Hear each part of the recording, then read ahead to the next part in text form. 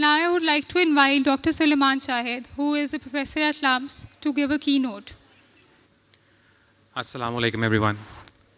Thank you very much for coming. Hafte ka din, subah ka waqt, nashte ka time, and you're all here. I think this is amazing. It also shows that you care about this very, very important topic, which is very close to our hearts. मैं अभी जुनैरा की एक short script सुन रहा था, and I think जितना को जुनैरा ने बोला है, I have to say the same thing, but I'll say that in a very different way. So let me start with that. I want you to close your eyes for a second. Just close your eyes. And now just imagine this. Imagine your child, a younger sibling, your niece, your nephew, sitting in a classroom. It is their first day of grade 1. They're wearing a uniform, backpack too big for their little shoulders. They're nervous, excited, full of dreams. You can see them now in your eyes. Just imagine a human being, एक इंसान जो जीता जागता है. Now imagine that 5 years have passed. Full 5 years. 365 दिन होते हैं एक साल के अंदर. They wake up every morning, put on their uniform, walk to school, sit in the class, come home every single day, 5 years. Now you can open your eyes and you can see after 5 years, your child still cannot read a simple sentence. Cannot read a simple sentence.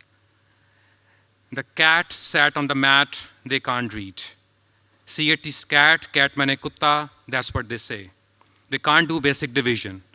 They have spent that many days in school and they have learned almost nothing.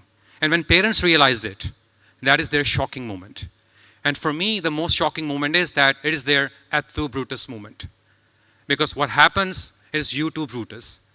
They, in the whole system, this educational system was their only hope to come out of poverty. That was the only hope. They spent everything on that with an understanding, an illiterate mother who thought that after that many years, he or she will bring me out of that poverty cycle. And what the system has done, system has completely betrayed them. Completely. Now I take you forward to another extreme. In Pakistan, if a female 18-year-old or 22-year-old end up in a university from a rural Pakistan, it's a statistical marvel. It's an outlier. एक लड़की का पूरी गांव से उठना, अपनी तालीम ख़त्म करना, एजुकेशन ख़त्म करना और MS की डिग्री करना और बाहर निकलना is a statistical marvel because the system is against you. And what is happening now, you have been to a grad program, you have done your best, you have taken all the classes, you have done your all class participation, you have exams, you have a good GPA, but right now you're not a good fit for the market. The employers are looking at you, you can't write a good email, you can't communicate, you can't summarize your degree in few words. You're just not fit for the market. And once again, that 13% who come out of this funnel, this statistical marvel I call it, an outlier, again, the system has completely failed. And this is the reality we live in. And this is the number. So when we think about this number, very interestingly, Zunaira just said that हमारे पास 25 million बच्चे out of cell children हैं. You know हमारा error margin क्या है? What is our error margin? We don't have an error margin in this case, 1 versus 100 versus 1000. हमारा error margin millions में है. पता नहीं 26 million बच्चे हैं या 27 million बच्चे हैं, 28 million बच्चे हैं. This is the error margin. ये एक बच्चा, एक इंसान जिसकी ज़िंदगी जो अपने माँ बाप के लिए सब कुछ है, हम उसके बारे में बात करते हैं with an error margin of पता नहीं 1 मिलियन लोग ज़्यादा होंगे या 2 मिलियन होंगे या 3 मिलियन होंगे. We don't know. We just don't know. So I think a time has come that we stop treating these human beings as just ordinary numbers. They are very, very, when you think about them, इंसान की ज़िंदगी है. एक इंसान की ज़िंदगी है. And that's what we are not really trying to understand. So this 28 million children out of school, this is the highest in the world. And I spent about 15 years in a country जिसकी आबादी शायद 1 करोड़ से कम थी. Australia की आबादी इससे कम है जितने हमारे out of school children बच्चे हैं. And that matters a lot because we are all responsible for this. We all have to contribute. So I worked very closely with schools, and I was in a school in Kasur, and I was in a village in Kasur. We were conducting some research, and I asked a young girl. She was asking me all the questions. मेरा ये phone कौन सा है, ये iPhone कौन सा होता है, all those questions. And then at one point, I asked her, "Do you go to school?" And she said, "वो school तो ड्रामों में जाती हैं लड़कियाँ, TV पे जाती हैं. मेरा school से क्या ताल्लुक है?" And this is the reality we really have to live. And I know we know these numbers, but what I want you to understand that we're talking about human beings. हम इंसानों की बात कर रहे हैं. और इंसानों को जब आप रिड्यूस कर देते हैं इतने बड़े sea of numbers के अंदर, we lose value कि हम किस चीज़ के बारे में बात कर रहे हैं. So we got a big learning crisis here. And as I said, that 3 out of 5 children, grade 5, cannot read. And we have panelists here, like, Nayab Saab from TCF, he can shed more light on that. He would have a better stories to tell. After 5 years of schooling, 75 are functionally illiterate. तो कुछ जाने का मकसद रह नहीं जाता. I met a teacher, एक school के अंदर, उसका नाम let's say सबा था, वो 70 के बच्चों की क्लास चलाती थी. और वो कहती ये है कि उसको 5 से 6 सब्जेक्ट्स पढ़ाने पड़ते हैं 4 घंटे के अंदर. स्कूल में कोई और टीचर नहीं है पढ़ाने के लिए, और उसने मैट्रिक के बाद स्कूल ज्वाइन कर लिया था. सो जब मेरा ड्राइवर का बच्चा या हमारे मेट का बच्चा उस स्कूल में जाता है जहाँ पे सबा पढ़ा रही हैं, और हमें उसको लगता ये है कि वो अब सुलेमान की नौकरी छोड़ के अगली मंजिल पर चला जाएगा, हमें पता है कि ये होने वाला नहीं है. एक आउटलायर निकल सकता है, but system is not going to support that. So again, a number is very valuable. Number we all know, but we don't look at that number कि हम इंसानों की बात कर रहे हैं.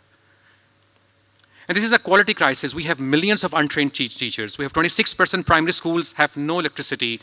Imagine studying in darkness. Clean drinking water नहीं है, boundaries नहीं है, and we have all seen those schools. And there is also a very interesting and unfortunate dropout cascade, which we have to deal with.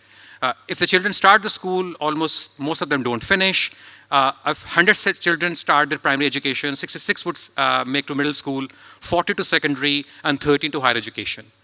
So I always tell alums that if you are sitting here after getting 13 A stars and 1480 in your SAT score, you are absolutely a statistical marvel. मतलब आप देखें आप कौन है पाकिस्तान के अंदर, आप निकलते जाएं, शुरू करें, करते you are 1,000 student. Look at, and you have to balance both the quality and the quantity and the quality also. So on the one hand, you can have a model like LUMS, or on the other hand, you can have a model like Punjab Group, where you have to balance the quantity with quality. Because if you only focus on quality, then you can only tackle 5,000 people. And that's not enough for Pakistan. So you have to manage quality versus quantity also, so that you have the quality and the quantity goes hand in hand. And that's very, very important. That's why we have thousands of people coming out from decent institutions. So एक और जो बहुत बड़ा मसला ये है कि हमें लगता ये है कि टीचर्स जो हैं वो केयर नहीं करते. Teachers like Sabha, they are really, really afraid and they really care about this, but they're just not trained enough. They might be awake at night कि बच्चों को पढ़ा नहीं सकती, but they don't have the right techniques and the tools and the framework just to be able to go into the class and manage the class. There's just unskilled population out there जिसको बताने की ज़रूरत है. And that's another big crisis. And जब मैं इन numbers की बात कर रहा हूँ, ये बहुत छोटे छोटे नंबर्स लगते हैं आपको, हमें देखने में लगते हैं, क्योंकि हम उनको एक बहुत बड़े 47.3% करके देखते हैं. और इन अगर आप नंबर्स को देख लें, there are 4 or 5 crises इसके बारे में हम बात करना शुरू कर रहे हैं. And the first and the biggest crisis we just saw post flood destruction, जो कि हमारे urban areas के अंदर आई है. Right? So climate change is going to be a big reality. Another thing we are seeing at and not talking much about is malnutrition. जहाँ पे हम बच्चों पे जाते हैं, the kids are just not able to learn because when they come to the class, they don't have the ability to do that. Malnutrition is a huge crisis. We have disability in education, something I'm very passionate about, and that's a big area where the numbers are unbelievable and just not on the horizon, because anytime you go and ask about these numbers, they say, हमारे मुल्क पे 3 करोड़ बच्चे school नहीं जाते, आपको इनकी पढ़ी हुई है, 3.5 लाख है. Literally, these are the conversations happening. In the current government, things have changed a bit. And there is a new elephant in the room, and we are all talking about AI. And I belong to the group who think that AI is just not the next ordinary evolution. It is going to change the way we think, work, and live. And it's going to have a big impact not on those who are low in quality. It's going to have an impact on those who are absolutely good in quality. Those who are contributing to the society, we have to rethink about how to make them able so that they can contribute well again. That's what my point of view is. So, but the most important thing here is that we have also seen there's some hope. We've also seen that things actually work. We've also seen that if you do the right thing at the right time with the right intervention, we can get some results. And when you see some of the people sitting on the stage, an excellent example is TCF, you know there is some hope. If you start the system in a systematic way, you can do that. So I have seen, for example, digital learning platforms we have thousands of people coming from all over Pakistan through digital learning platforms and actually serving when you have nothing but a mobile phone and a weak internet connection. You in Skardu or in Balochistan. We have seen teacher training programs working and doing miracles. For example, in Punjab, we have seen the foundational literacy program done a very, very good job in improving the literacy of children because impact was through teacher training. We've seen what happens when higher education is being transformed and when universities are given the right to decide and the body on the top is not dictating everything. We've seen that we are we understand how to run this university. And we need a policy and we don't need a framework of dictatorship that's how you have to do it. So I think we have seen some of those great results there. And these are not fantasies. We have seen those things and we have seen that we can bring the change in the system. We don't need a system from Finland and from Australia and from UK, and we don't need all those McKinseys to come here and tell us how to fix those systems. I think we're trained enough, we have experience, we have a history of solving our problems, we have foundations where we have done that, we have systems and group systems we have done that. I think if we keep doing that in a systematic way, and we can resolve some of those things and some of the very, very important points I've been raising here. So I think we have to choose hope on this, and not a blind hope, but informed, determined, and relentless hope. Because hope is what, keep us busy. Hope is what all of us sort of care about. That's what sent us to universities. That's what brought you here.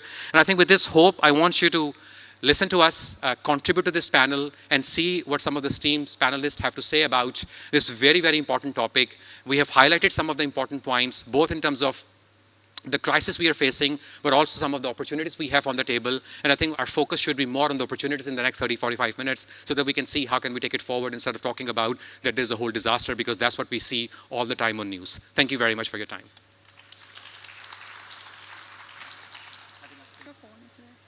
Thank you so much, Dr. Suleiman. That was very insightful. Now, to talk more about the learning crisis, we have a panel of experts who have been working in the education sector and can comment deeply about how we are tackling this crisis. I would like to invite Dr. Bela Raza Jamil, who needs no introduction in the education sector. She is the CEO of Adara Talim-e-Agahi. She is also the founder of Pakistan's Learning Festival. She's also the force behind ASER, which is the Annual Status of Education report. And her work in the education sector has changed the lives of millions of people. Then we have Mr. Syed Nayab Shah from TCF.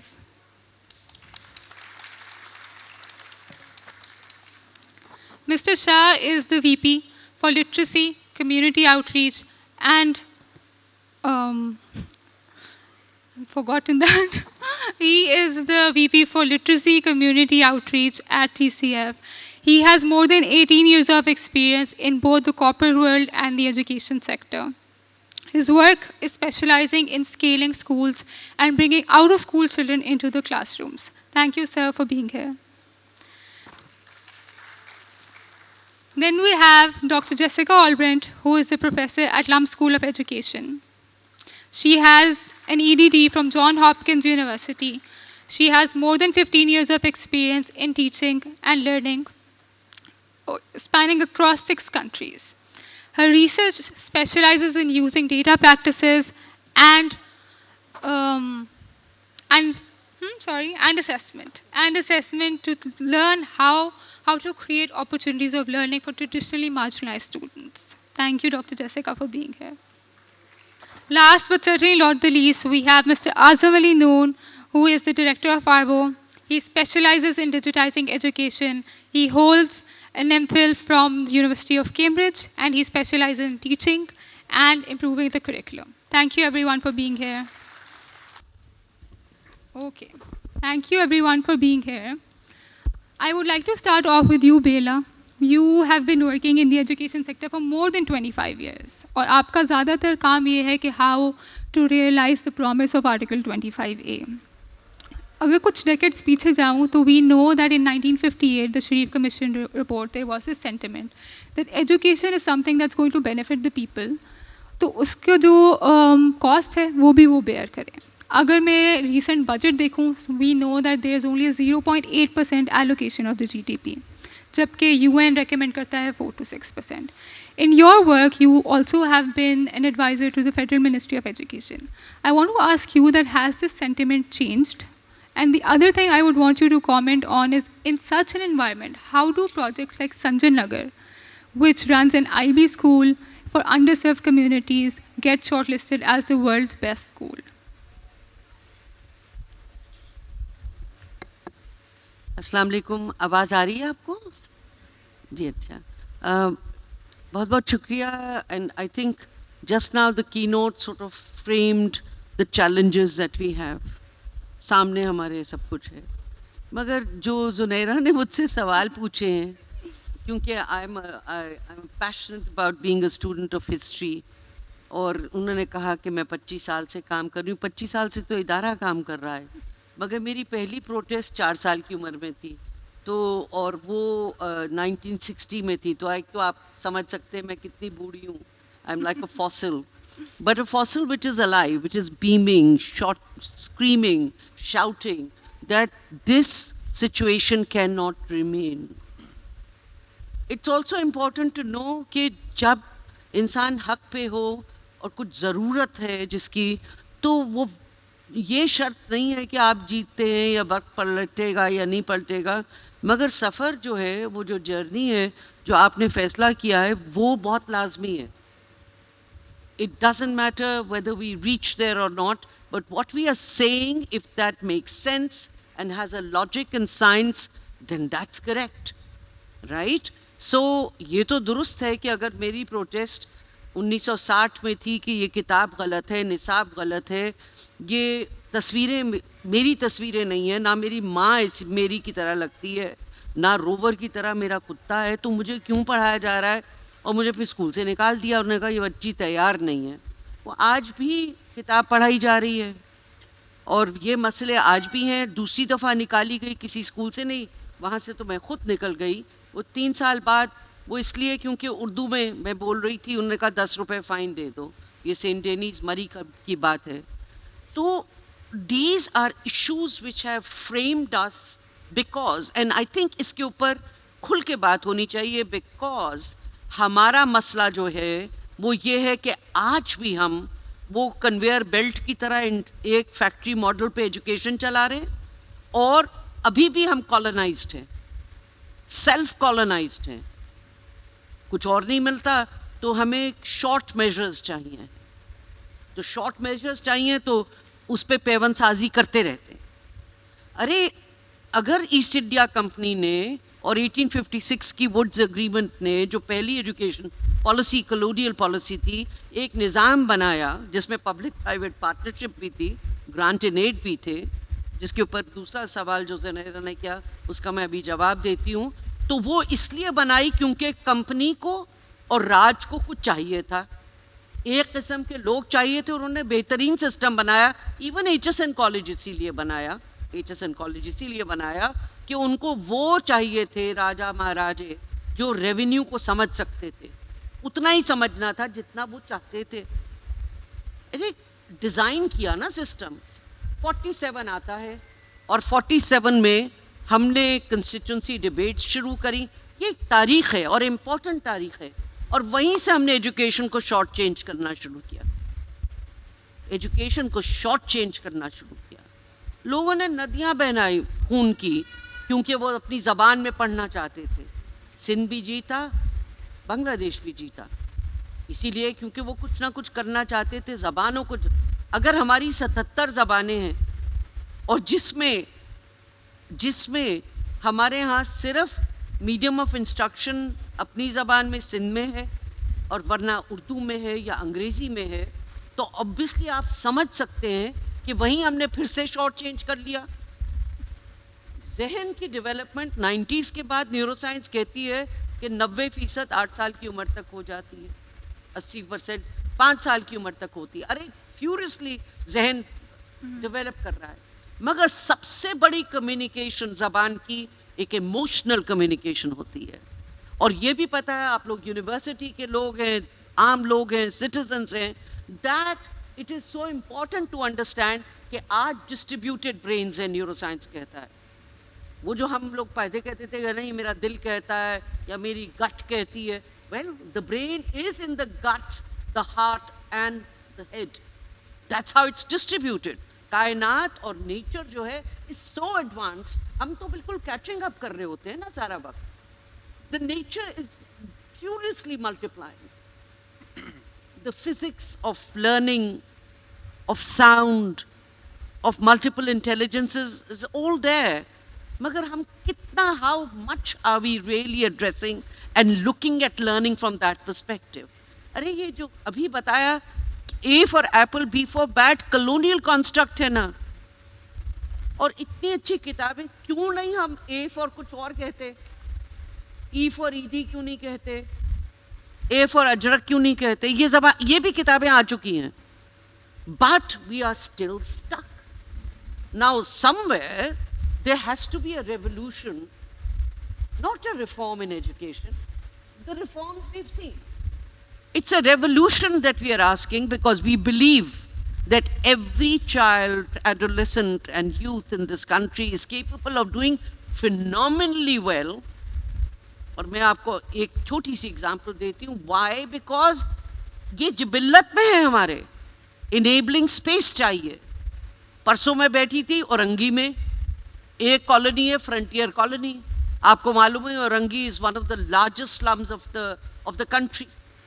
Migrate करके लोग जाते हैं. ये Pashto colony है. Frontier पुराने ज़माने में NWFP था तो ये फ्रंटियर कॉलोनी बन गई. बच्चे सारे पश्तो बोलते हैं. And I was doing foundation learning जो teaching at the right level है, जिसको हम इदारे तालीम आगई में चलो पढ़ो बड़ो कहते हैं. It's an 8-week fast moving program जहाँ पे base line, mid line, end line होती है. And they were trying to make sense of literacy. अब सैडली क्लास 3 की लड़कियाँ थीं, मेरे ख्याल में सब 13-14 साल की थीं. डिलेड एनरोलमेंट हुई होगी, ये भी एक बहुत बड़ा मसला है. और वो पश्तो में बोल रही थी और उर्दू में लेटर्स से वर्ड्स बना रही थी. फास्ट और मैं उनको रिकॉर्ड कर रही थी. This bilingual negotiation with language for cognitive understanding is happening. But is it part of our pedagogy? No. And it isn't, because we are not recognizing this is happening everywhere in the country. Everywhere. क्या teacher को हमने कभी training दी कि जब bilingual negotiation हो रही होती है तो वो क्या होता है, उसको प्रोसेस कैसे करें. तो क्वेश्चन है कि एक पूरा डिजाइन ही नहीं किया. Now you all know who are involved in software, in whatever you do, that in even everywhere there is a program in science or anything you want to move forward. आपको enterprise में आप लोग जाना चाहते हैं, कुछ design तो करते हैं. हम कहते हैं हमने डिजाइन ही नहीं करनी एजुकेशन. हमने चीजें दे दी. आज हमने टॉयलेट्स दे दिए, आज हमने बैग्स दे दिए, आज हमने labs they the. That doesn't become a substitute for design. And therefore there is an importance that we are saying कि एक call to action है कि revolution होना चाहिए for education, which is drastic. खुसूसी तौर पे एक अच्छी खबर ये है, डोनर्स ने पैसे विड्रॉ कर लिए. अगले साल इससे भी ज़्यादा कम होंगे, उससे अगले साल. और in a way there is a new, I wouldn't say colonization, but there is a new business model emerging globally. वो ग्लोबली बिजनेस मॉडल 2 हफ्ते पहले उन्होंने बार बार कह रहे हैं, हम सुन नहीं रहे. वो कह रहे हैं कि अगर हमारा इसमें कोई फ़ायदा होगा तो हम आएंगे इस मुल्क में, नहीं फ़ायदा होगा हमें नहीं आएंगे. So the question is, money is going short. You have to look at domestic financing much more intelligently than you are doing right now. और की नोट में कहा कि education is not in a crisis as a single crisis of education. It's a poly-crisis. Climate change है, malnutrition है, poverty है, right? Migrations हैं. These are all stories of a poly-crisis. Therefore, you have to look at things multi-sectorally. And when you have to look at things multi-sectorally, then you need to find clusters of solutions together with many sectors. इसका मतलब है वसाइल सिर्फ education के मसले के लिए education से सिर्फ नहीं आने चाहिए. क्योंकि फिर तो वो 2% से कम ही रहेंगे। वो फिर जब सब इकट्ठे हो जाएंगे, और हमने ये करा है, बहुत लोगों ने किया है, ये नहीं है कि पाकिस्तान में इसकी मिसालें नहीं मिलती है।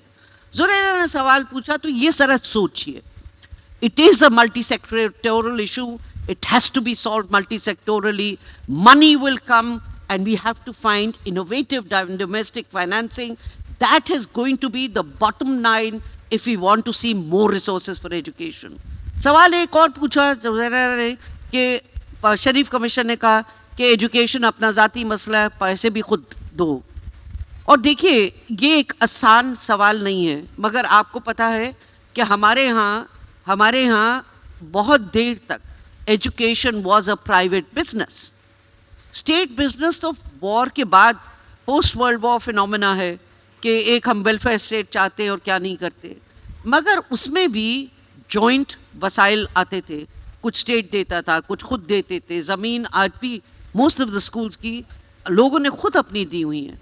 मगर ये सवाल है कि एक स्टेट रिस्पॉन्सिबिलिटी जब एक कॉन्स्टिट्यूशन में एक फंडामेंटल राइट की तरफ से आती है तो एक क्वेश्चन होता है, ये नहीं है कह रहा है स्टेट कह रहा है कि ये हमारी फंडामेंटल राइट है 25A में कि हर बच्चे बच्ची जो 5 से 16 साल के हैं, that is the responsibility of the state. Article 25 पढ़े, all citizens means all citizens without discrimination. आपको फंडामेंटल राइट्स भी इकट्ठे पढ़ने पड़ते हैं टू अंडरस्टैंड फंडामेंटल राइट्स। मगर द क्वेश्चन इज़ कि अगर कोई किसी को पैसे देना चाहता है, कोई कुछ करना चाहता है, देखिए late 100 flowers bloom in this country, let there be people, and we have about 35-38% private sector. तो हम कहें ये गलत है, वो करें, 100% ये होना चाहिए, ये इस वक्त टाइम डिबेट का नहीं है, मगर जो फंडामेंटल राइट है वो लाजमी है। मगर सैडली, और मैं बात इधर ही ख़त्म करूँगी वरना बहुत देर हो गई है ऑलरेडी, कि 25A को भी 2010 से लेकर 15 साल हो चुके, 15.5 बरस हो गए हैं, एक जगह 25A इम्प्लीमेंट नहीं हो रहा। 5 लॉज हैं, 3 बेहतर हैं, 2 बहुत बुरे हैं। यानी खैबर पख्तूनख्वा का एक लेजी एक्ट है जो 1996 का एक एक्ट था, बना था, उसी को उन्होंने काटा पैटा करके उसको जहाँ पे एलिमेंट्री सेकेंडरी प्राइमरी लिखा था उसको एलिमेंट्री सेकेंडरी कर दिया। ऐसे नहीं लॉ बनते, ऐसे नहीं लॉ बनते। और बलूचिस्तान के भी एक्ट खौफनाक है, वो कहता है कि सारा कसूर पेरेंट्स का है, उसको सारा वक्त पनिशमेंट कर लो, उनको बैठ के उनको डिटेंशन में रख दो, उनको पैसे देने दो। और जो 3 लॉज हैं इनक्रेडिबल हैं, जो सिंध का है, जो पंजाब का है, मगर सिंध के सिर्फ रूल्स बन गए, पंजाब के अगर रूल्स बने तो आज तक पब्लिक के सामने नहीं आए। मगर मोर इम्पॉर्टेंटली उसको हम इम्प्लीमेंट कैसे करेंगे, इसकी बहुत बड़ी मुशावरत की ज़रूरत है। और देखिए हमारे अगर 2.5 लाख स्कूल्स हैं तो 2.5 लाख स्कूल में बांग्लादेश ने भी, और मैं चशमदीद गवाह हूँ, मैं तो यहाँ से सरकारी लोगों को लेकर 2 दफ़ा बांग्लादेश गई हूँ 90 की दिहाई में, दिखाने के लिए वो क्या कर रहे हैं। उन्होंने 3-3 शिफ्ट्स पे स्कूल चलाए। और अगर बांग्लादेश में अपने SDG 4 के गोल्स पर तक टारगेट से पहुँचा है तो वो इसी तरह से पहुँचा। आपको मालूम है कि 94% of secondary education in Bangladesh is with private sector, supported through granted aid including madrasas, और उसके पर बैक एंड फोर्थ नहीं हुआ। सो आई थिंक कवानीन बनाने भी बहुत आसान है, मगर लोगों क्या फैसला होना चाहिए। We want education, we want it like this, there has to be nothing short of a revolutionary conversation on what should be the nuts and bolts of today's education in Pakistan. And Pakistan is no less in ideas, in enterprise, in intelligence and opportunities. Pakistan के खित्ते का एक frame, एक physical जो geographical, topological frame जो है वो इतना ज़बरदस्त है, but it is layered with heritage, with geography, with beauty, with aesthetics, with science. उस तरह का content तो कोई बनाता ही नहीं। Thank you. Thank you so much, Bela. Now, Bela has spoken about multi-sectoral problems which impact education. So I want to take the conversation further to Mr. Shah. Mr. TCF started off as a citizen-led organization. मतलब लोगों ने सोचा कि हमें एक change लेके आना है. But it has also scaled and flourished as an organization across Pakistan. What are those factors which has made a citizen-led movement become into a fully functioning organization जो अभी तक चल रही है and more than 300,000 students को serve कर रही है? What are the things that we can learn from TCF which other actors who want to change things in education can learn from? Thank you, Zunaira. Am I loud and clear?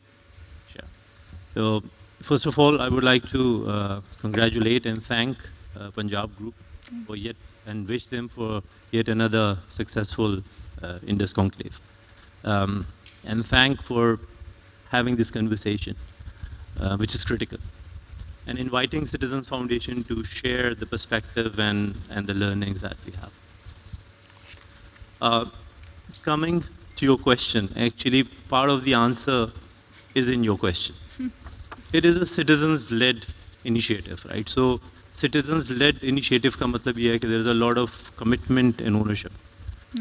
दूसरा भी बात हो रही थी, keynote में भी ये बात हुई, डॉक्टर साहब ने भी ये बात की थी कि एजुकेशन में कोई शॉर्ट टर्म इंटरवेंशन या it's not a short term game, it's a long term solution. So it's the continuity. So one thing which is different about TCF is wherever TCF goes and builds a school, it's a promise that we are here to stay without an end date to a project. And then with consistent delivery of quality education, you gain that confidence. You earn the trust. And trust so trust of the community, जहाँ पे आप जिनको serve कर रहे हैं, trust of the people who support the cause, who provide the means and the resources to actually do what TCF does. And also the people who are engaged with this movement, जो school चलाते हैं. तो जब तक ये trust का deficit होता है तो equation ज़रा different होती है. I'll try to answering your question कि किस तरह TCF scale कर पाया. Out of school बच्चों को अगर आप देखें तो इसका बहुत बड़ा like mostly it's all those जिनके पास means नहीं है. जिनके पास means हैं वो कुछ ना कुछ अपने लिए बंदोबस्त कर लेते हैं. उसकी quality क्या होनी चाहिए, that's another conversation. But so means से सारी शुरू होती है because TCF operates in less privileged areas. That's the mission. तो उसको I'll try to frame कि जब आप इन इलाकों में स्कूल चलाने की बात करते हैं तो कौन से challenges हैं, issues हैं जिसको हम या perhaps you can call them excuses जो हम कहते हैं कि जिस वजह से नहीं हो पा रहा. So एक है reach. Either the school is too far or there are fewer schools or there are failed schools. So parents do not see any value sending their kids to those schools जब उन्हें पता है कि उससे उनका बच्चा कुछ सीख नहीं रहा, जो की नोट में भी सलमान साहब ने बात की थी. दूसरा जो एक चैलेंज आता है वो आता है कम्युनिटी के पेरेंट्स के जो कंसर्न्स हैं या कंस्ट्रेंट्स हैं. तो one of the constraints is affordability. There is a good school nearby but you can't pay the fee, so आप अफोर्ड नहीं कर सकते. Money is a constraint. And then there are the cultural constraints जो कि रोकते हैं community को और पेरेंट्स को कि ट्रस्ट का डेफिसिट होता है या वो कॉन्फिडेंस नहीं होता पेरेंट्स को स्कूल पे कि वो अपने बच्चों को वहाँ पे भेज सकें. The third comes the scarcity of the human resource. कि अगर आप ऐसे इलाकों में जो डिफ़िकल्ट हैं वहाँ जाएंगे तो आपको availability of the faculty and the human resource and the quality of the human resource जो वहाँ पे अवेलेबल है. So how do we resolve these three main buckets of the issues?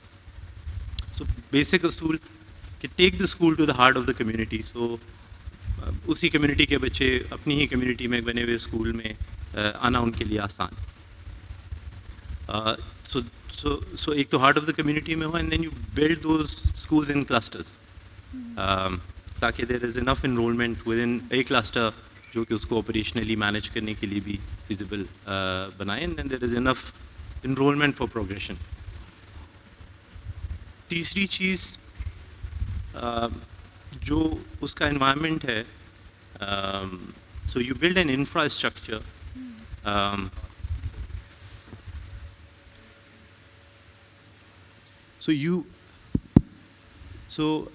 The third thing is that you build a safe space and infrastructure within that community, and that's not a failed school. So the So it has to be a good school, ताकि parents जो है वो ये confidence रखें, ये trust रखें कि वो अपने बच्चे को ऐसी जगह भेज रहे हैं जहाँ से वो कुछ हासिल कर रहा है. And you create that conducive environment for learning, especially for girls students.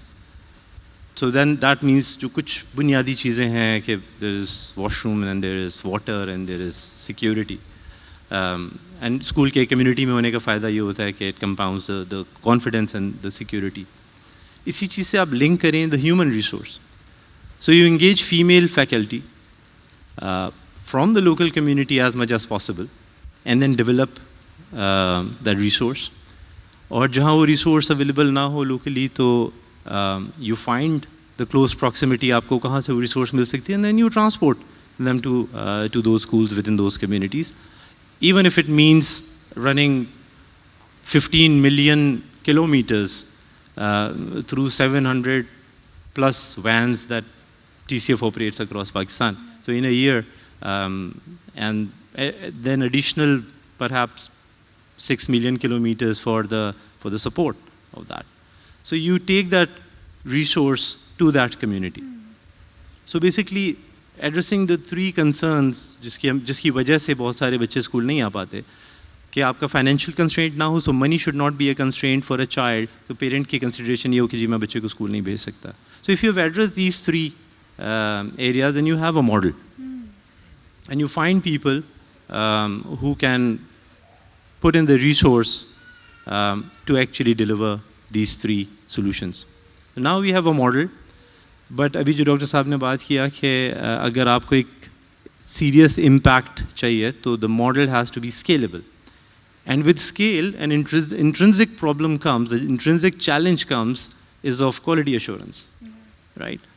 So then you need to have a support mechanism and support mechanism जो भी बात हो रही थी कि so there are two domains, एक design, so what happens in the school and then the implementation.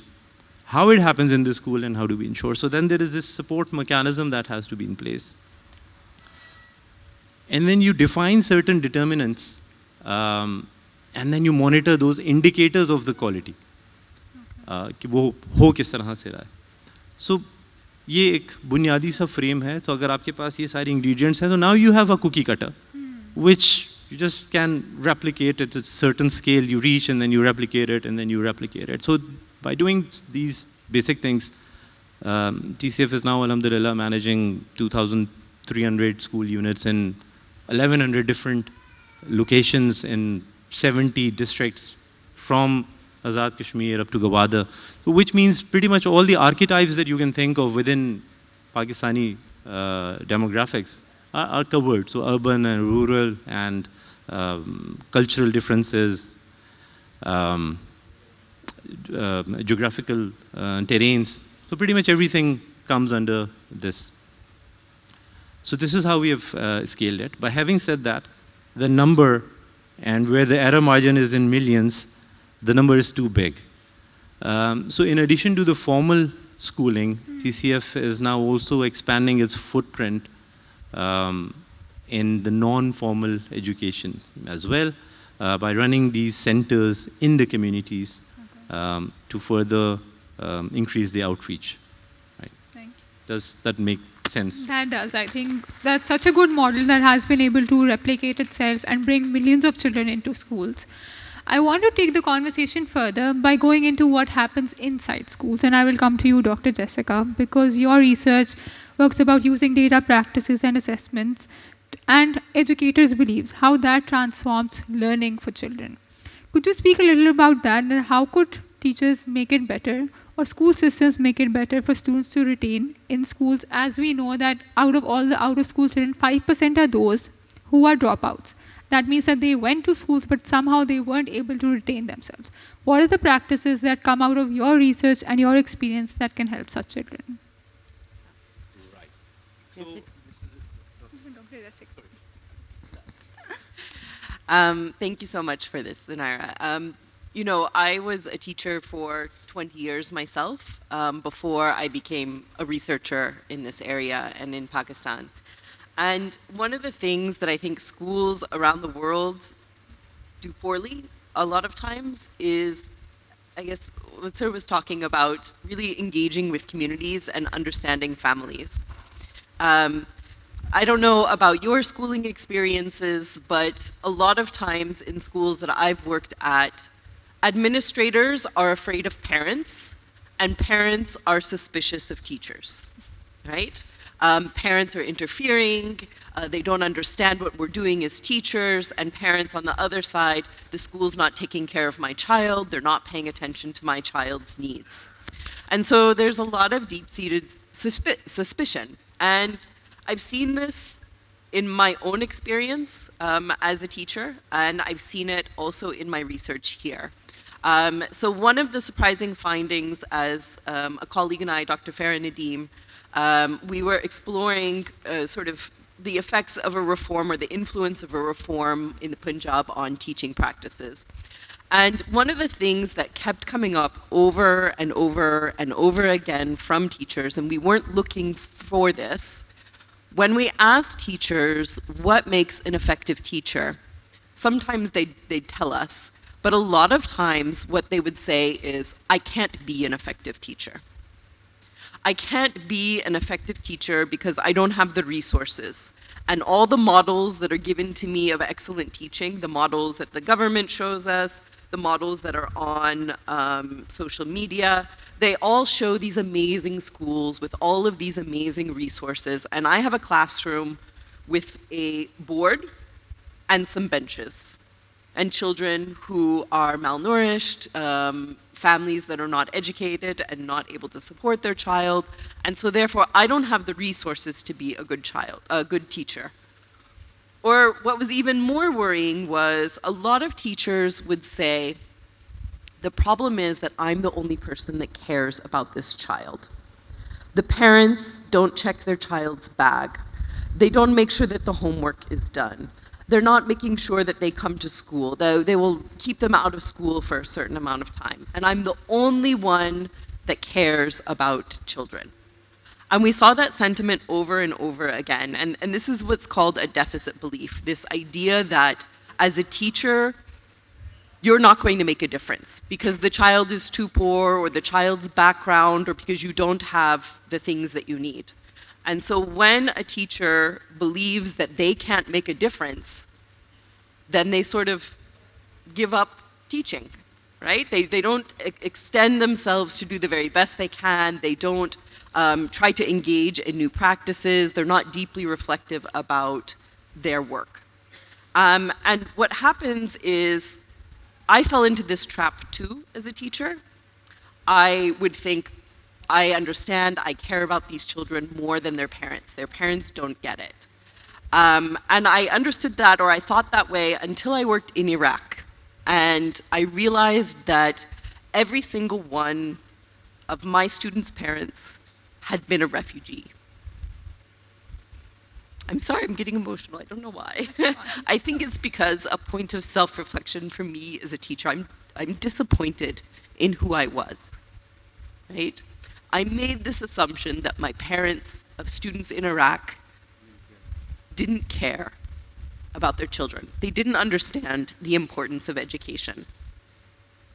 And I'm ashamed of that because parents care deeply about their children.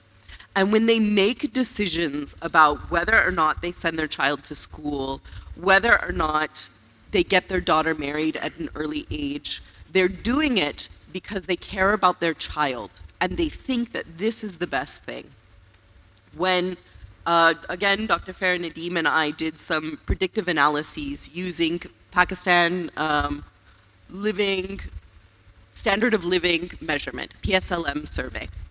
And we explored sort of what were the predictive factors that signaled that parents wouldn't enroll their child in school. And the factors that we expected were things like gender. But the factors that came up that were predictive factors were things like, I was hungry last month, but I didn't eat. I needed food, but I didn't have money for it.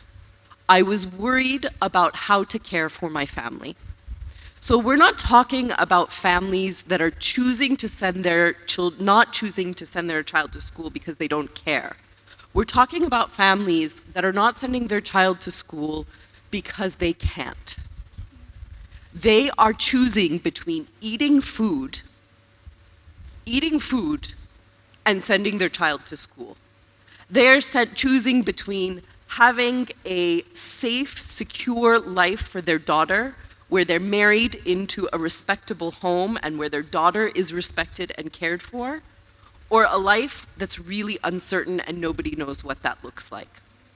We're not talking about people that don't care about their children. We're talking about people that have been influenced by a system, as we've talked about many times today, to make the decisions they're making because it seems like the best decision given what they have.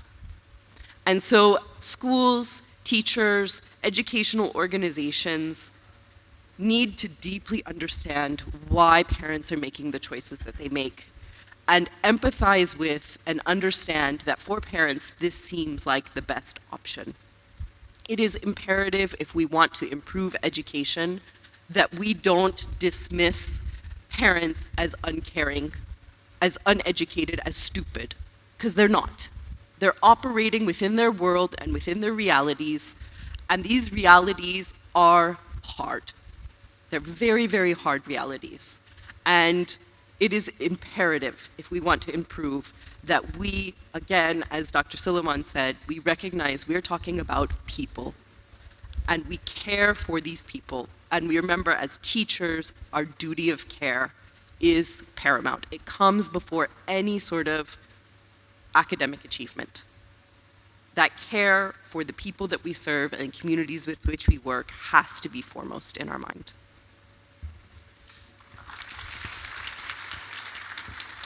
Thank you so much, Dr. Jessica, for being so open and vulnerable about this very important issue.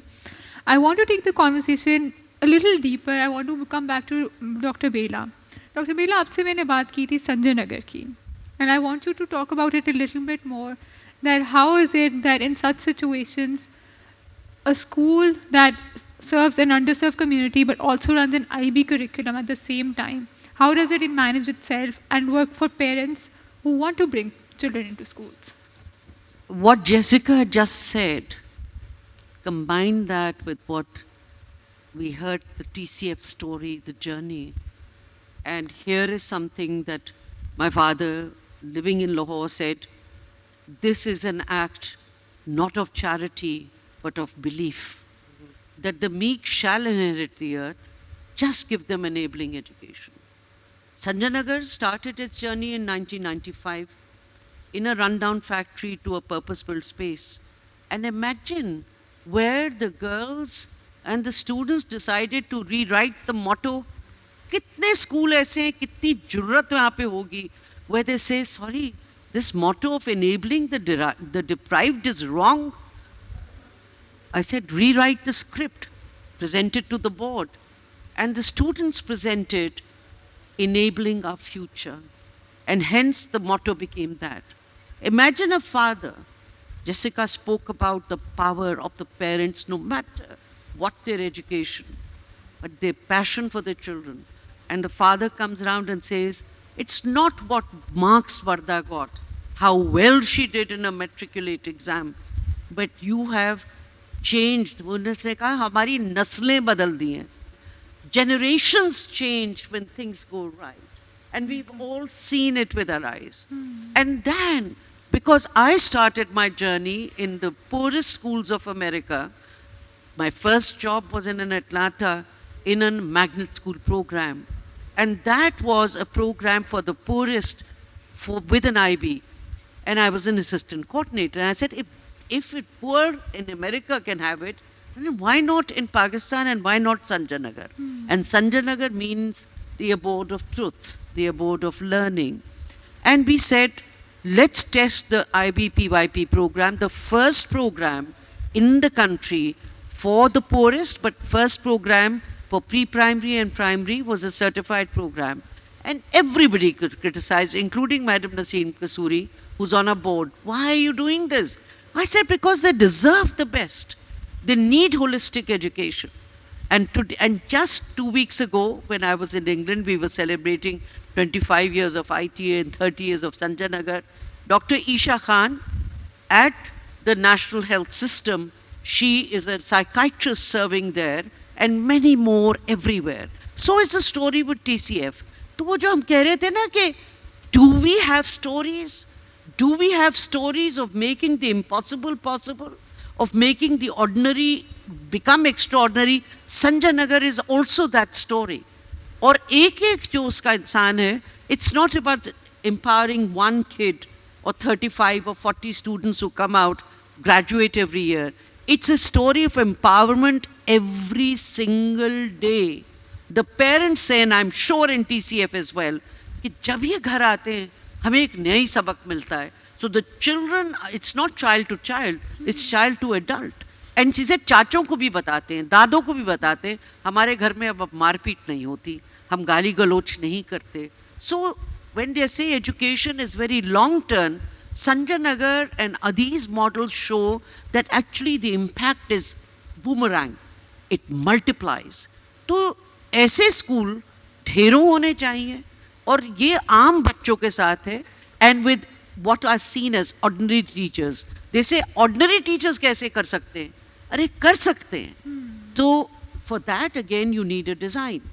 And you need an internalization of that design, and you need to value the parents, the community, the children, the teachers, the whole ecosystem that transforms education. In fact, it is all about an ecosystem of learning for humanity and progress. That's the story of Sanjay Nagar. आइए आप जब भी देखना चाहें, we'll be very happy since it's in this city of Lahore. We'll be very happy to do it. And almost 65% of the students, क्योंकि वो उसी इलाके के बच्चों के लिए है, they come from minority communities. तो हर disadvantage को advantage में बना देना is really the magic of learning. It's the magic of education, and with anyone. I think that is what we are all here testimonies to, कि ये हो सकता है, ये कर दिखाएंगे और ये पाकिस्तान इसी तरह से आगे बढ़ेगा और तालीम के ज़रिए. मगर वो तालीम जो enabling हो and which talks about enabling our future. That's the story of Sanjay Nagar. Thank you. Thank you, Bela, for highlighting that. Now I want to talk to Azam. I think, Azam, you are an expert of technology and digitizing education. When we hear so many things that how personal education is, do you think technology is something that can bridge a gap between access and quality that we have talked about so much? ऐसी possibility है, especially with AI coming in. Do you think the personal angle can still be retained if we want to bridge that gap through technology?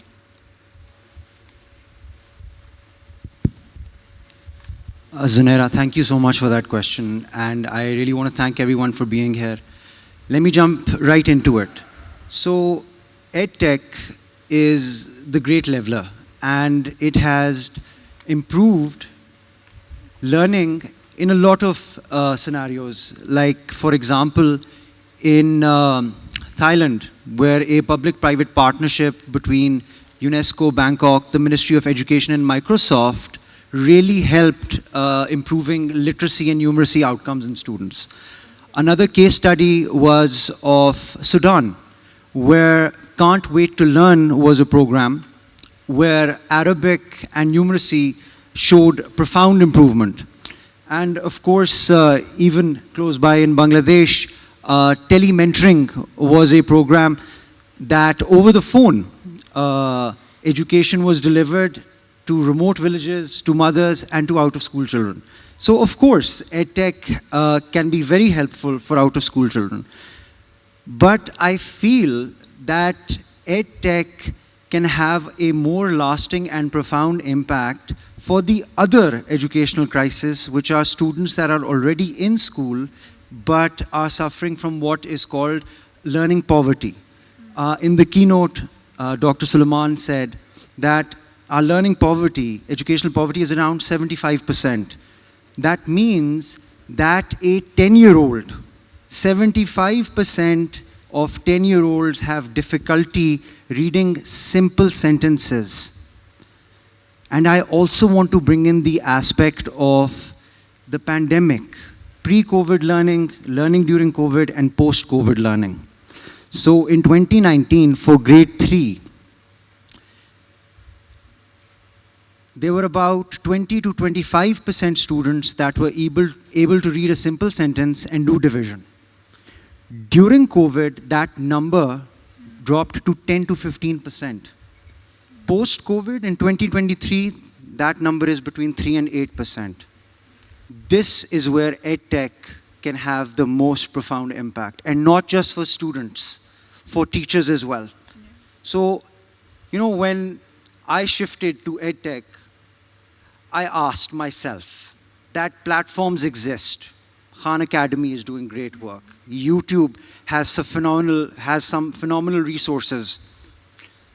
But what are we doing differently? And that is where our local context comes in. Ms. Bela pointed out that we are Pakistanis. We've got rich, diverse history. We've got stories. We've got our geography. We've got our culture. Why can't we go with A for Ajrak? Why can't we talk about our culture, our traditions? So with EdTech, there is room to do that as well. This is a inflection point where we can customize and bespoke EdTech solutions for the Pakistani students, both out of school and in school. The next question that you asked was on AI. AI is going to be the great game changer. It's going to change everything. And I feel that now it's not just a matter of, weeks or months. AI can transform in a matter of minutes. It can make customized solutions. So one question that we have to ask ourselves is, are we making our students ready for the future? And those skills that the next employers are going to be looking for are problem solving, their creativity, and most of all, resilience. And that is something that EdTech can also incorporate. That is what we're doing consistently in our platform and in our program as well. Thank you. Thank you so much, Azam. Now, because obviously we're running out of time, I want to conclude by, I just want to conclude by asking all of you, what is the first thing that if you had to change, वो पहली क्या चीज़ होगी that you will pick in the education sector that should be everyone's priority? I would start off with you, Bela. आप पहले बताएं, and then everybody I just want to ask. I think given the fact that in Pakistan, we have tested out just about everything, including EdTech, very successfully. But the first thing I think that is desperately needed is the education design for Pakistan going forward. And that includes issues of learning, foundational learning.